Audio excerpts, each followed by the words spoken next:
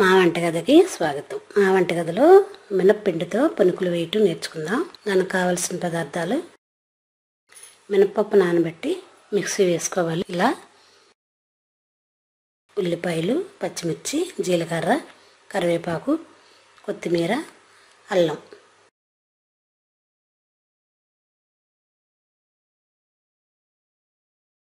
మినపప్పు మిశ్రమంలో కరివేపాకు, జీలకర్ర,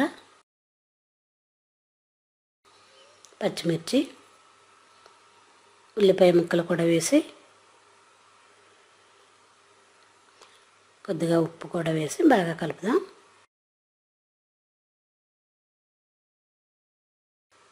ఇలా పునుకులు వేసుకొని ఇలా ఈ మిశ్రమం తయారు చేసి దీన్ని పక్కన పెట్టి ఇప్పుడు స్టవ్ వెలిగించి ఆయిల్ వేడి చేద్దాం. ఆయిల్ వేడైన దానిలో ఈ మిశ్రమం చేతితో చిన్న చిన్న పునుకుల్లా వేసి దోరగా వేయించుకుందాం. ఇలాగే పెసరపప్పుతో కూడా వేసుకోవచ్చు.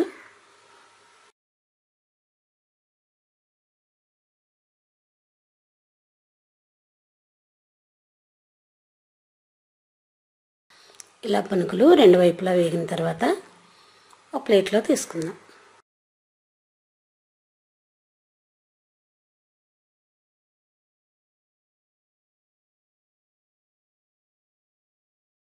ఎంతో రుచిగా ఉండే మినప్పిండితో మినప పునుకులు రెడీ.